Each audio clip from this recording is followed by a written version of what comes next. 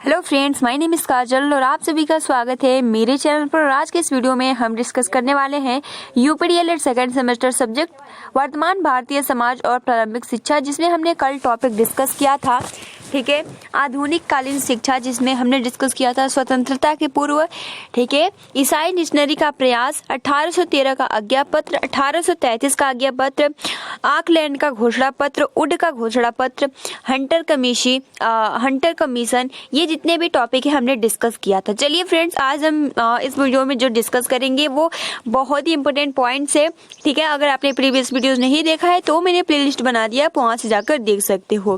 तो चलिए शुरू करते हैं, ठीक है।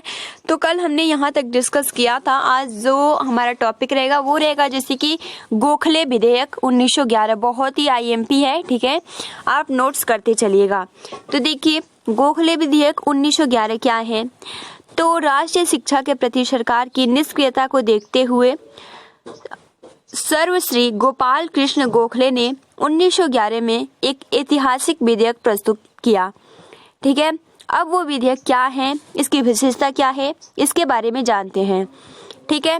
तो देखिए, मुख्य विशेषता क्या थी इसमें, थी कि जो प्राथमिक शिक्षा है वो अनिवार्य की जाए। सेकंड, कम मासिक आय वाले माता पिता के बच्चों से शुल्क न लिया जाए, ठीक है। फिर तीसरा पॉइंट था कि स्थानीय संस्थाएं ही प्राथमिक शिक्षा का कुशलता पूर्वक संचालन कर सकती है। फोर्थ पॉइंट है कि स्थानीय संस्थाएं प्राथमिक शिक्षा के व्यय के लिए कर लगा सकती है।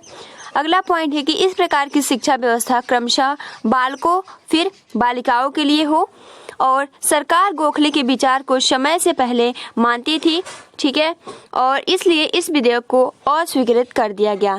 तो आप यहाँ देख सकते हो, जो ये विधेयक था इसको मतलब स्वीकृत नहीं किया गया, अस्वीकृत कर दिया गया। सरकार गोखले के विचार को समय से पहले मानती थी, ठीक है, इसलिए इस विधेयक को अस्वीकृत कर दिया गया। अब ठीक है, तो ये गोखले जो हो गया, ये पूरा इम्पोर्टेंट आपका पॉइंट्स था। आई थिंक आपको क्लियर भी हो गया होगा कि गोखले विधेयक 1911 क्या था। तो सर्वश्री गोपाल कृष्ण गोखले ने 1911 में एक ऐतिहासिक विधेयक प्रस्तुत किया, ठीक है, जिसमें यही मुख्य विशेषता थी, ये पॉइंट्स है। लेकिन बाद में इसको सरकार गोखले के विचार को समय से पहले मानती थी, इसलिए इस विधेयक को अस्वीकृत कर दिया गया, ठीक है। अब देखिए, अब आपका है कि हर्टाग समिति 1929, इसमें क्या हुआ, हर्टाग समिति 1929 में, तो इसके अध्यक्ष सर फिलिप हर्टाग थे, ठीक है। हर्टाग समिति के अध्यक्ष कौन है, तो फिलिप हर्टाग है। उन्होंने निम्नलिखित बातों की अनुशंसा की। इनकी विशेषता क्या है, तो फर्स्ट स्टेप यही है कि देश में प्राथमिक शिक्षा पर कार्य तो हुआ, पर प्रगति को संतोषजनक नहीं कहा जा सका। सेकंड कह रहा है कि अपव्यय व अवरोधन प्राथमिक शिक्षा की प्रमुख समस्या है। थर्ड पॉइंट कह रहा है कि प्राथमिक शिक्षा कम से कम 4 वर्ष की हो। फोर्थ पॉइंट की पाठ्यक्रम को जीवन उपयोगी बनाया जाए, यानी जो पाठ्यक्रम हो वो जीवन से संबंधित हो ताकि उसका जीवन में कोई लाभ हो। फिर अगला पॉइंट बोला गया कि विद्यालय सत्र व अवकाश स्थानीय आवश्यकताओं के अनुरूप हो, यानी जो भी छुट्टी होती है, सत्र होता है, वो स्थान के अनुरूप होना चाहिए, जो भी जहाँ भी स्कूल है। अगला पॉइंट कह रहा है कि शिक्षकों के वेतन तथा योग्यताओं के सुधार की जरूरत हो। अगला पॉइंट की माध्यमिक व उच्च शिक्षा गुणात्मक हो, एंड उच्च स्तर पर पुस्तकालय व व्यावसायिक शिक्षा की समुचित व्यवस्था हो, ठीक है। तो ये हो गया हर्टाग समिति। तो इसमें मेन पॉइंट याद रखना है कि इसके अध्यक्ष कौन है, तो सर फिलिप हर्टाग थे।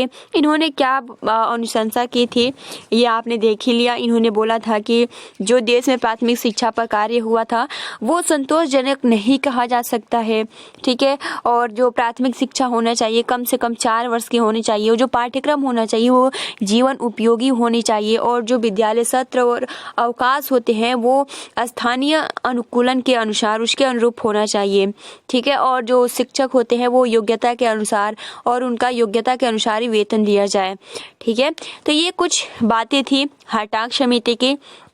अब देखिए, अगला जो आपका पॉइंट है वो है बेसिक शिक्षा।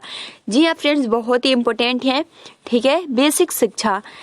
तो देखिए, महात्मा गांधी ने भारतीय सभ्यता एवं मानव की मूलभूत आवश्यकताओं को ध्यान में रखकर जिस योजना का प्रारूप तैयार किया उसे बेसिक शिक्षा या बुनियादी शिक्षा कहा जाता है।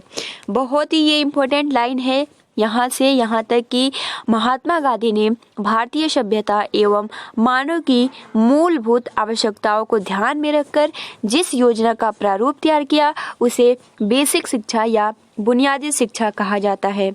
22 अक्टूबर 1937 को वर्धा शिक्षा सम्मेलन में बेसिक शिक्षा को आधारशिला रखी गई। तो देखिए कब रखा गया, तो 22 अक्टूबर 1937 को किस सम्मेलन में, तो वर्धा शिक्षा सम्मेलन में बेसिक शिक्षा की आधारशिला रखी गई, जिसकी मुख्य बातें इस प्रकार थी। ठीक, जिसमें ये था फर्स्ट पॉइंट की शिक्षा 7 से 14 वर्ष के बच्चों के लिए अनिवार्य एवं निःशुल्क यानी फ्री में दिया जाए। और आप यहाँ देख सकते हो सबसे मेन इम्पोर्टेंट है यहाँ की सैडलर कमीशन, सार्जेंट योजना तथा 1902 का विश्वविद्यालय आयोग का संबंध उच्च शिक्षा से था। ठीक है, अगला पॉइंट कह रहा है कि जो भी शिक्षा बेसिक शिक्षा जो था, इसमें ये बोला जा रहा था कि जो भी शिक्षा दी जा रही है वो मतलब मातृभाषा में दी जाए। ठीक है, और अगला पॉइंट कह रहा है कि शिक्षा का जीवन से संबंध हो और शिक्षा हस्तकला पर आधारित हो ताकि बच्चों में श्रम के प्रति आदर भाव जागृत हो। तो ये आपका पॉइंट से कुछ बहुत इम्पोर्टेंट। अब देखिए, पाठ्यक्रम में गठित सामाजिक विषय कृषि, कुताई, बुनाई, विज्ञान व भारतीय भाषा व कला शामिल हो। शिक्षण क्रियात्मक एवं सहसंबंध विधि पर आधारित हो। तो ये आपके बेसिक शिक्षा में कुछ अनिवार्य बिंदु हैं। ठीक है, अब देखिए महात्मा गांधी, ठीक है, तो देखिए महात्मा गांधी के अनुसार उन्होंने मतलब ये कहा कि अगर मुझसे कोई पूछेगा कि अगर शिक्षा का क्या उद्देश्य है, ठीक है, तो उनका कहना है कि मैं उस टाइम यही आंसर दूंगा, यही उत्तर दूंगा कि शिक्षा का यही पर्पज है कि चरित्र का निर्माण करना, विकास करना, एक अच्छे व्यक्तित्व का विकसित करना। ठीक है, अब देखिए कह रहा है कि यहाँ पर आप चर्चा कर सकते हो कि बेसिक शिक्षा को बेसिक या बुनियादी शिक्षा क्यों कहा जाता है। ठीक है, बेसिक शिक्षा या बुनियादी शिक्षा क्यों कहा जाता है, ये जो पॉइंट्स है इसी के कारण ये आपका बेसिक शिक्षा या बुनियादी शिक्षा कहा जा सकता है। अब देखिए मूल्यांकन। उपयुक्त चर्चा से हमने जाना कि ब्रिटिश प्रशासन में शिक्षा की जिस रूप में प्रगति हुई उससे निसंदेह भारतीय समाज की संकीर्णता दूर हुई।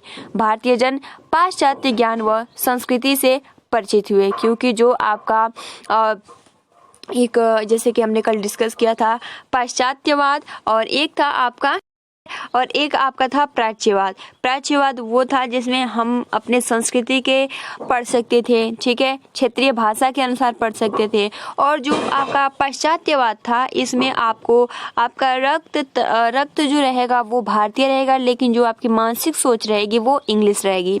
तो इस तरीके से यहाँ कहा जा सकता है कि हमने मूल्यांकन से कह सकते हैं कि ब्रिटिश प्रशासन में शिक्षा की जिस रूप में प्रगति हुई उससे निसंदेह भारतीय समाज की संकीर्णता दूर हुई और भारतीय जन जो थे वो पाश्चात्य ज्ञान व संस्कृति से परिचित हुए। साथ ही विदेशी वर्ग भी भारतीय साहित्य व संस्कृति के अध्ययन व अनुकरण की ओर अग्रसर हुआ। अंग्रेजों के आगमन से भारतीय भाषाओं के विकास को गति मिली और अंग्रेज ने प्रेस, चलचित्र व रेडियो, रेलयान के विकास पर ध्यान दिया, जिससे शैक्षिक प्रसार को गति मिली। राष्ट्रीय एवं लोकतंत्र की भावना का जागरण हुआ। ठीक है, अब देखिए यहाँ अभ्यास प्रश्न दे दिया गया है जितना भी हमने डिस्कस किया था। ठीक है, तो ये हम एक अलग वीडियो में डिस्कस करेंगे जितने भी ये क्वेश्चन आंसर है नोट्स बना के। ठीक है, ताकि आपको अच्छे से समझ में आ जाए। अगर हम ऐसे ही डिस्कस करेंगे फिर थोड़ी दिक्कत होगी। ठीक है, तो इसका जितना भी अभ्यास प्रश्न है हम इसका अलग सेपरेट वीडियो लाएंगे। जैसे कि भारत में आधुनिक शिक्षा का जन्मदाता कौन है। ठीक है, तो यहाँ पर कोई नहीं है, यहाँ पर ये राइट हो जाएगा क्योंकि हमने डिस्कस किया था जो भारत में आधुनिक शिक्षा का जन्मदाता है, हमने ऊपर भी डिस्कस किया था। ठीक है, और आई थिंक आपको याद भी होगा। सबसे मेन पॉइंट पे आप देख सकते हो कि जो चार्ल्स ग्रांट को आधुनिक शिक्षा का जन्मदाता कहा जाता है। यहाँ पर आप देख सकते हो आधुनिक शिक्षा का जन्मदाता कौन है, तो चार्ल्स ग्रांट है। ठीक है, तो ये हम इसको अलग सेपरेट वीडियो में बहुत ही अच्छे से नोट्स बनाकर लाएंगे ताकि आपको कोई दिक्कत ना हो।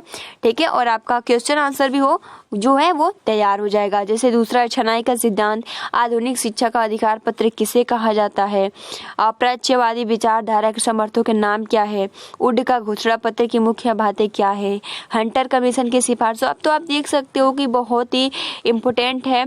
ठीक है, तो गाइज अब देखिए हम यहाँ से स्टार्ट करते हैं स्वतंत्रता पश्चात प्रारंभिक शिक्षा के प्रयास। ठीक है, जिसमें हम डिस्कस करेंगे संवैधानिक प्रावधान क्या है, भारतीय शिक्षा आयोग क्या है, राष्ट्रीय शिक्षा नीति 1968 क्या है।